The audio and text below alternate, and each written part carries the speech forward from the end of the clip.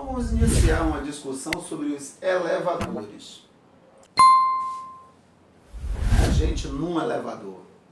Então, primeiro, a gente está adaptado a uma situação que é a seguinte: normal igual a peso, ok? Normal anulando peso.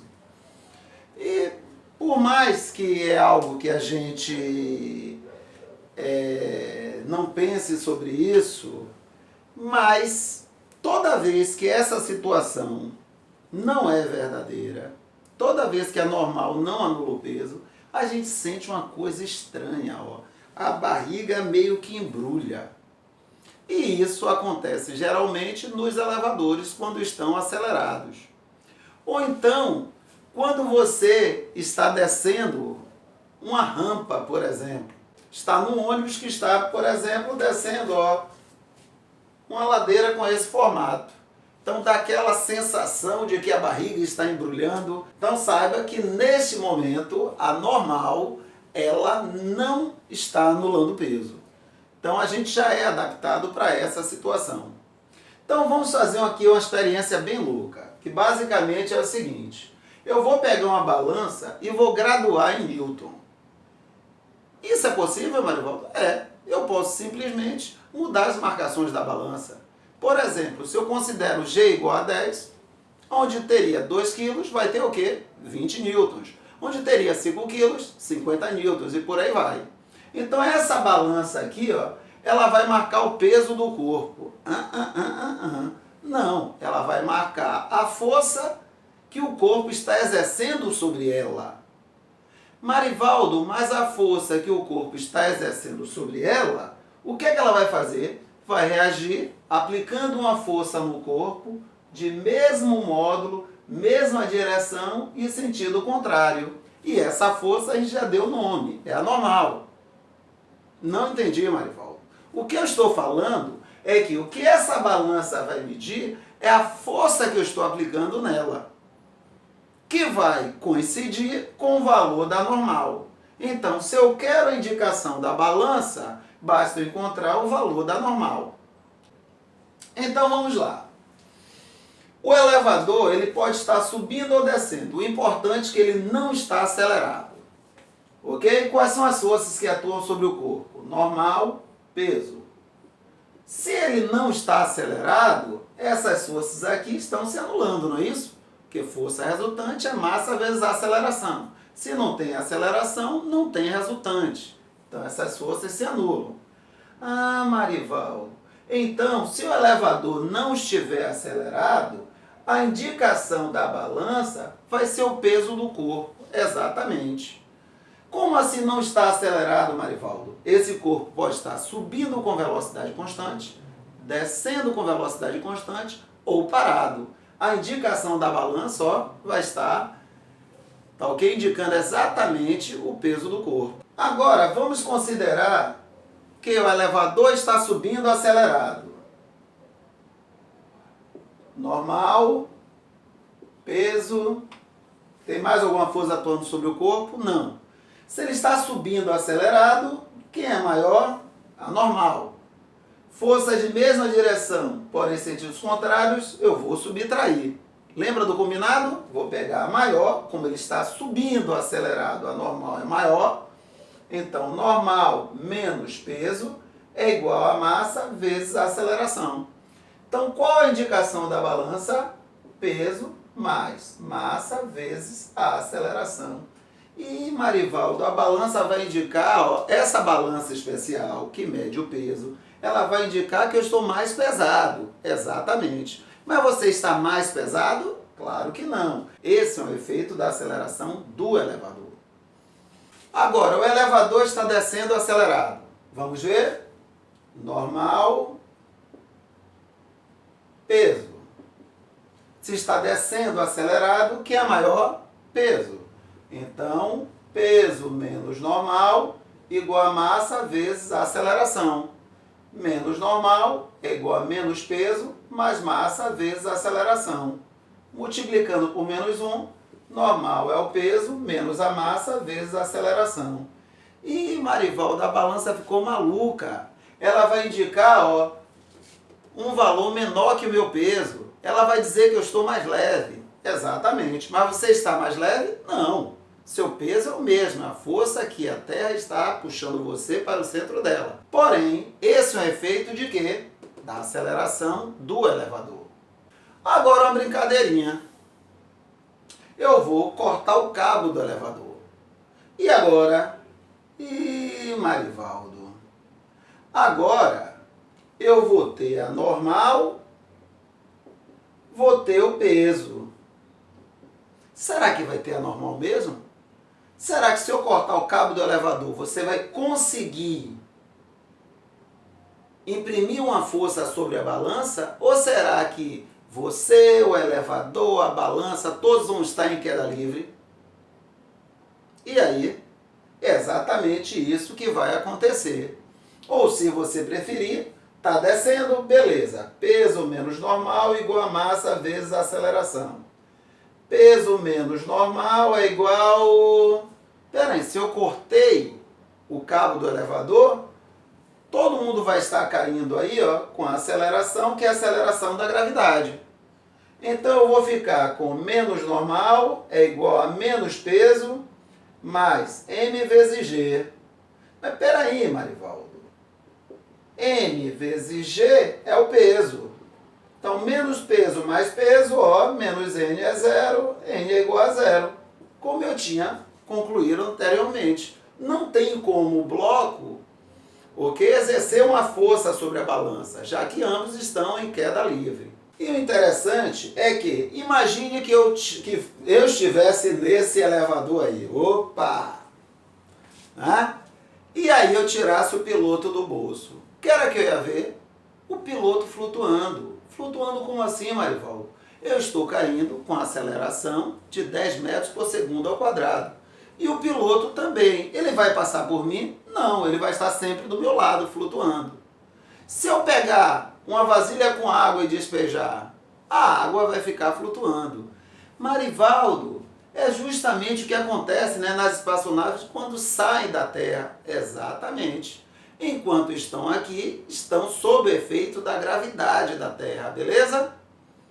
Quando saem, estão em queda livre. Da mesma forma que ocorre dentro do elevador. Ok? Então, Marivaldo, quer dizer que se for uma espaçonave blindada, a gente dopar uma pessoa. Opa, dopar? Que maluquice é essa? Sim, vamos fazer de conta, Marivaldo, que a pessoa estava desacordada e simplesmente acordou lá dentro da espaçonave que está completamente blindado. Teria alguma experiência que ele pudesse fazer para saber se ele estava dentro de um elevador em queda livre ou numa espaçonave fora da Terra? Não tem.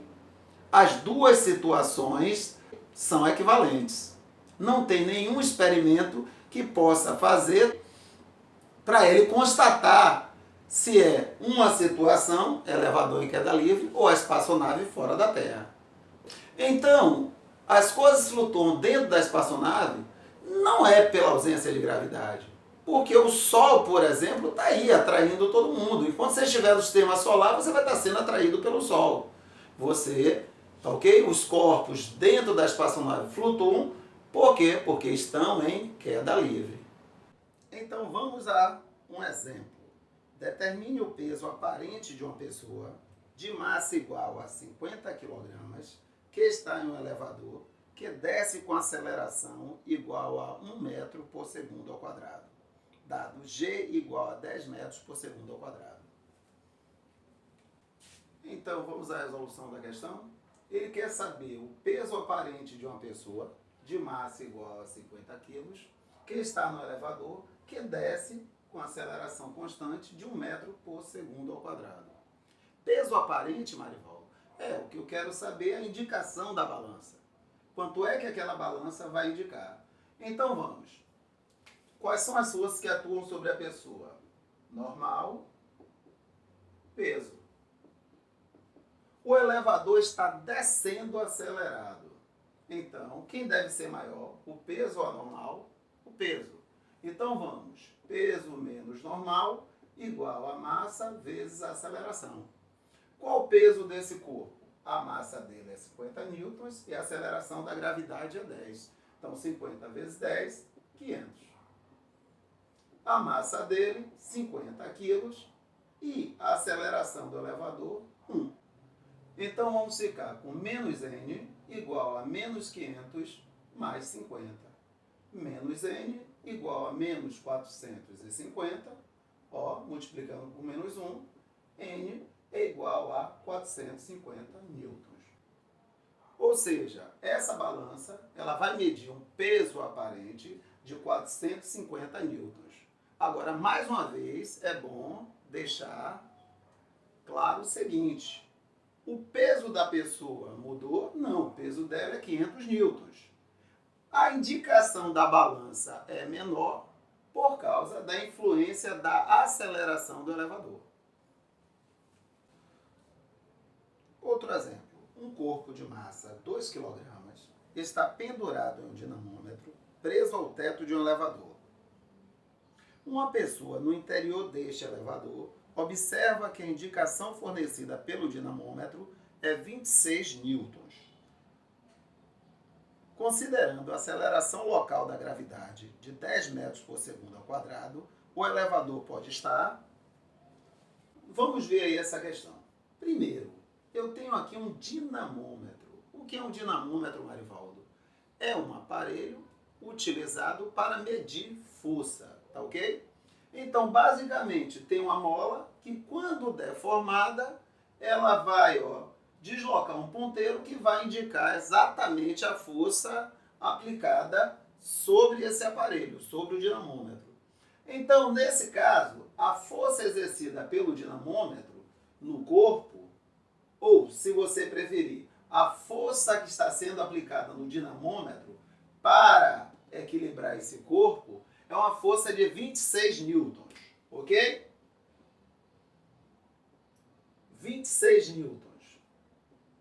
Por outro lado, qual o peso desse corpo? A massa, que é 2 kg, vezes a aceleração da gravidade, que é 10 metros por segundo ao quadrado. Então, o peso desse corpo é de 20 newtons. Então, vamos parar para analisar essa situação. A força que puxa para cima esse corpo é de 26 newtons. A força que puxa para baixo esse corpo é de 20 newtons. Então, existem duas possibilidades. Ou esse corpo está subindo acelerado, ok? Com aceleração de quanto, Marivaldo? Quem é maior nessa história? F.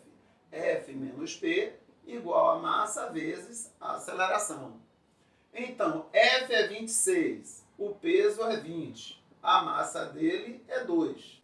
Daí, vou ficar com 6 igual a 2 vezes a aceleração é de 3 metros por segundo ao quadrado. Então, uma das possibilidades é esse corpo estar subindo com aceleração de 2 metros por segundo ao quadrado. Letra E. A outra possibilidade seria, esse corpo já estava em movimento, ok? E num dado momento, a força foi maior que o peso. Então, tem como esse corpo simplesmente passar a subir imediatamente? Não, ele vai ter que parar para depois subir. Ou seja, se F é maior que o peso, esse corpo está desacelerando até parar para então começar a subir. Então, as duas possibilidades. Ele pode estar subindo com aceleração de 3 metros por segundo ao quadrado, ou pode estar descendo, desacelerado, com uma desaceleração de 3 metros por segundo ao quadrado. Então, outro exemplo. Dentro de um elevador, um objeto de peso 100 newtons está apoiado sobre uma superfície. O elevador está descendo e freando com aceleração vertical e para cima de 0,1 metro por segundo ao quadrado. Considere a aceleração da gravidade como 10 metros por segundo ao quadrado. Durante o tempo de frenagem, a força que sustenta o objeto vale em newtons. Então, a situação agora é a seguinte. Uma pessoa está dentro do elevador e o elevador está descendo, porém, freando, tá ok? Aí ele diz, com aceleração para cima de 0,1 metro por segundo ao quadrado. E ele quer a força que sustenta a pessoa. Traduzindo, ele quer saber qual a reação normal. a força que o piso está exercendo sobre a pessoa. Tá ok? Qual a outra força que atua sobre essa pessoa? O peso. Galera, ele está descendo, freando. Então, qual deve ser a força maior? Normal ou peso? Se o peso fosse maior, ele estaria descendo acelerado. Concorda comigo? Se eu tenho uma força puxando para cima, outra para baixo, e o corpo está descendo acelerado, quem é que está ganhando a briga? Quem está puxando para baixo, ou seja, o peso. Então, nesse caso, ó, ele está descendo, mas apesar de estar descendo, ele está freando. O que garante que quem é maior? A normal. Ah, Marivaldo, e aí eu vou ter que me preocupar com o sinal? Não, não, não, não. Use a lógica que eu passei para vocês. Ó, forças de mesma direção em sentidos contrários, o que é que eu vou fazer? Vou subtrair. Me preocupando em sempre pegar a maior menos a menor. Então, normal menos peso igual a massa vezes a aceleração. Normal menos qual o peso? 100 newtons. Se o peso é 100 newtons e G é 10, a massa só pode ser quanto? 10. A aceleração, 0,1. Então, a normal vai ser 100 mais 10 vezes 0,1, 1. Ou seja, a força de reação do piso, uma vez que ele está comprimindo o piso, é igual a 101 newtons. Então, vamos começar a ver aqui uma contribuição de Arquimedes. Tá ok? Arquimedes foi um cientista que ele era muito engenhoso. Então, deu várias contribuições em relação a invenções de máquinas. Assim como na hidrostática, ele criou o princípio de Arquimedes, que acaba deixando claro para a gente porque os corpos flutuam em líquidos. Essa contribuição de Arquimedes, basicamente, é a seguinte, ó.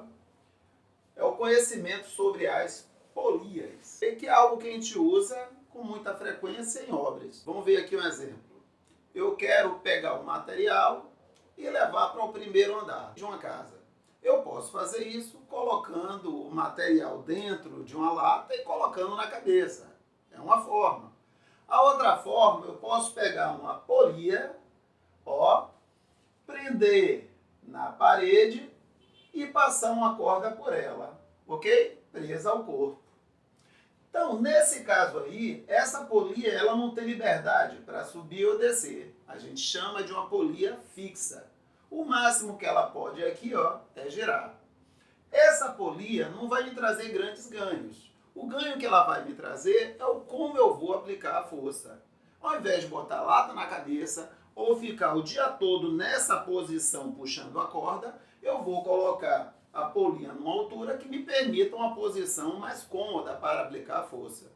Mas basicamente, se eu quero que esse corpo suba com velocidade constante, eu vou ter que aplicar uma força de 128 newtons, ok? Marivaldo, mas se eu aplicar uma força de 128, ele não vai subir, porque essas forças vão se anular. Peraí. Se eu quero que ele suba com velocidade constante, se a velocidade é constante, ó, não vai ter aceleração, logo não vai ter força resultante. Então a força que eu devo aplicar tem que ser igual ao peso dele.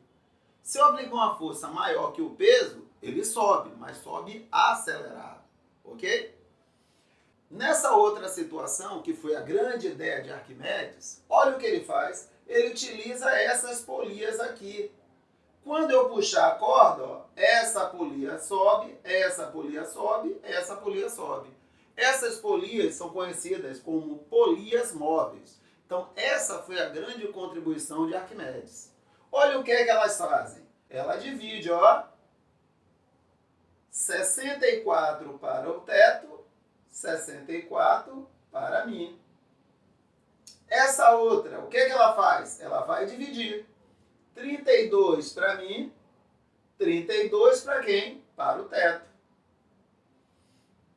Essa outra, ó, também é móvel, vai dividir 16 para mim, 16, ó, para o teto.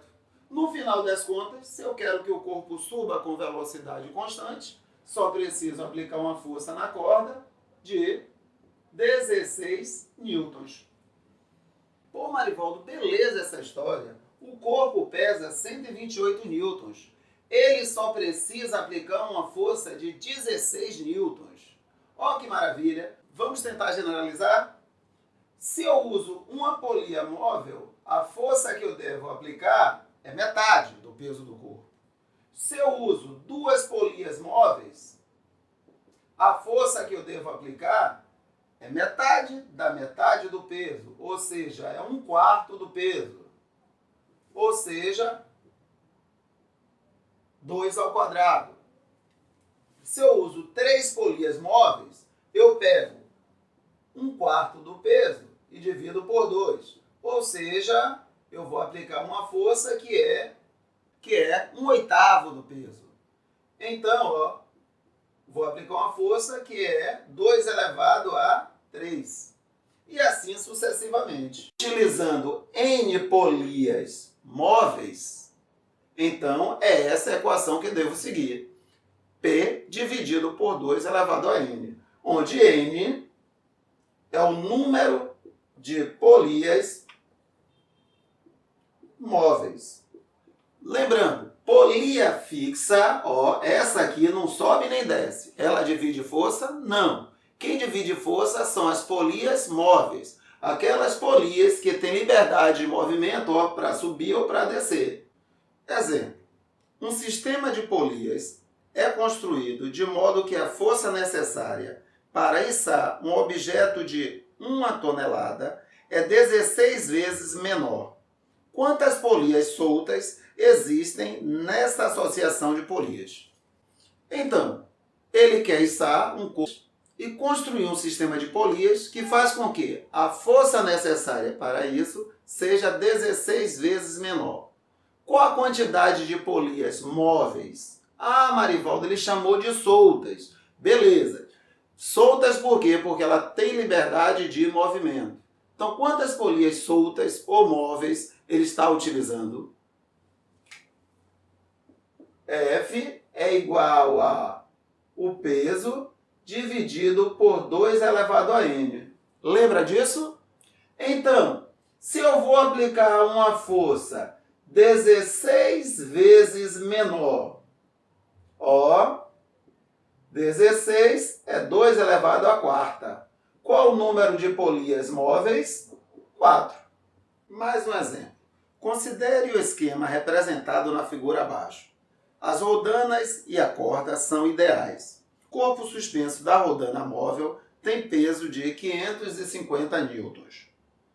Letra A. Qual o módulo da força vertical para baixo que o homem deve exercer sobre a corda para equilibrar o sistema? B. Para cada 1 metro de corda que o homem puxa, de quanto se eleva o corpo suspenso? Então, resolvendo. Se o peso desse corpo é de 550 newtons, e eu tenho aqui uma roldana ou polia, tanto faz, móvel, ou ela tem liberdade de movimento, o que é que ela vai fazer? Ela vai dividir 275 para o teto, 275 para mim. Essa outra polia é fixa, então ela não vai dividir força, tá ok? Ela só vai facilitar o como vamos aplicar a força. Então, para sustentar esse corpo, eu só preciso aplicar uma força de 275 newtons, ok? Agora, para cada 1 metro de corda que o homem puxa, de quanto se eleva o corpo?